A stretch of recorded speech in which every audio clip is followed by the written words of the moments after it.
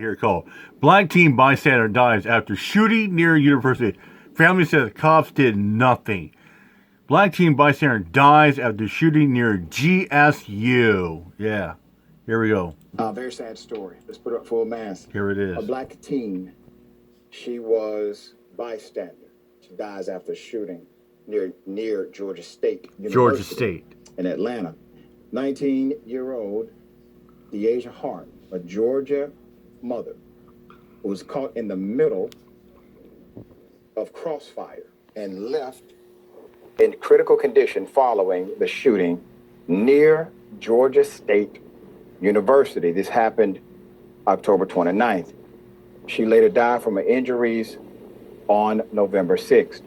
According to WSB-TV, her family questioning GSU about, quote, why a patrol car was parked across the street and did not render aid to her.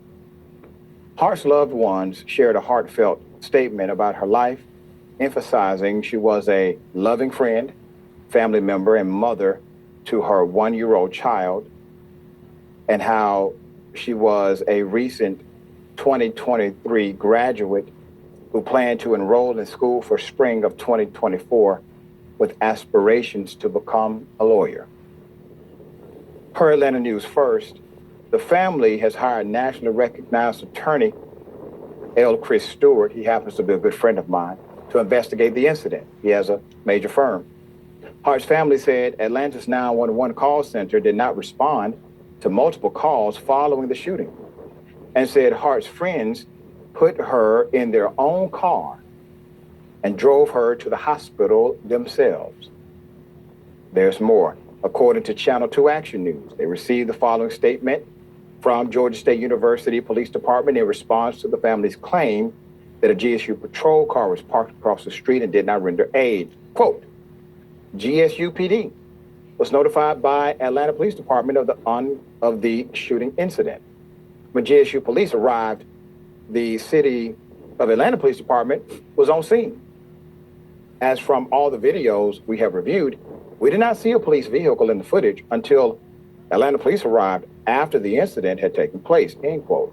Jeez. Details of the shooting are this: 3 other innocent bystanders, described as 1 male, 2 females, who were also shot that morning, reportedly transported themselves to the hospital with non-life-threatening injuries. The incident happened in the early hours of October 29th at about 5 a.m. near a racetrack gas station. Local police said the shooting was a result of 2 groups fighting, Atlanta News First reported. The outlet noted that a large group was present at the gas station across from a student dorm and dining hall. Let's put up the surveillance footage. Officials shared surveillance video related to the incident, which showed one of the persons of interest in a purple hoodie holding a firearm on the left. Police said after the shooting, the man took off his hoodie and discarded the weapon. They are also looking to identify 2 more people connected to the case and urging the public to reach out with any information. Put up the mayor. Hart's family also called on Atlanta Mayor Andre Dickens to take a position on gun control.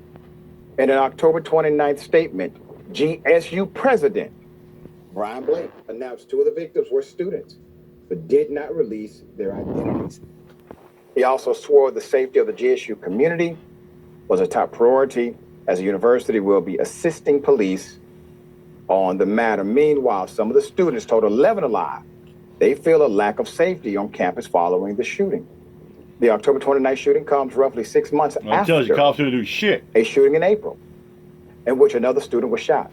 A similar incident happened in December. You know, this kind of reminds you of when Uvalde, when a mass shooter was shooting out and killing the 19 students and 2 teachers. Yeah. Telling the students, like, you ready to die today? And the cops standing there for 40 fucking minutes, did nothing. Why are the cops so scared of someone that's got a gun, let alone assault rifle?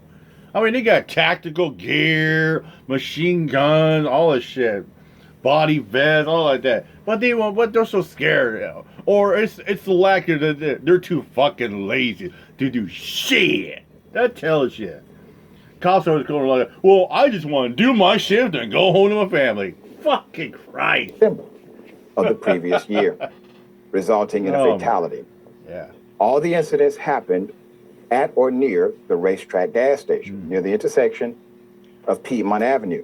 And for those of you who may not know the campus of Georgia State University or the student body makeup, so let me explain. One, you have a lot of black Georgia students Tech now is that go to based in Georgia State Atlanta, too, University. in that vicinity. Number two, you also have a lot of interaction with the public because the campus is affixed inside of the city. Yeah. It is not a campus in a traditional sense where you have your own property without another property infringing on it. It is in the city and it is quite accessible, all right? So these things have happened near Georgia State University and not typically on the campus, but the campus is not as narrowly defined as it's kind of like Seattle College. Seattle College is based it's in the city, right? Like Georgia just along Broadway and Pine. But it is defined by way of building and structure. It's a hell of a thing. The bottom line is this. There should be more police security, especially given the fact that these crimes have elevated in the city of Atlanta. So I understand the parents' point of view. There should have been I don't want to hear much more security present. And if an officer or an officer was around, first aid should have been rendered immediately. All right, sharing thoughts here. The lack of leadership. Yeah. It's a lack of leadership. And I'm not talking about the college president, Blake, for GSU. It is time for Mayor, listen, it may not be fair, but it is time for Mayor Dickens to figure it out. Yeah. He has been front and center leading the way on a $90 million training center. Right. Okay? It's time for you to lead on this. If you want Atlanta to stay great and you want people to keep coming here and sending their babies here, I don't know if there was a car there or not, but because there's so many lies being told constantly, Dr. Ritchie, I side with mom and the family until we learn more. They'll get my benefit of the doubt. Mayor Andre Dickens, lead. This is the most important thing. There's so many other things I could list. Check my Twitter. And I will say this about the mayor's leadership. It makes no sense, brother, that they had to put this woman inside of their own vehicle and drive her to the hospital. Because and that's another thing about me, that they had to render, they had to take their own time out of their day to drive themselves, this lady, to a hospital. Because the mayor won't do shit, and the cops are too fucking lazy. That tells you. Or you get cops that are too damn scared, like in Uvalde, standing for 40 fucking minutes like cowards. And you got stupid people like Officer Brandon Tatum said, you don't call him coward, you call him, really? How the fuck you call him hero? Those police officers of Nashville, those are heroes. The Uvalde Police Department were nothing but bigots and cowards. And this mayor and those cops didn't do nothing. Because 911 was non-responsive according to the family. Now, I want you to think about that. That is squarely under your jurisdiction. There is no jurisdictional issue.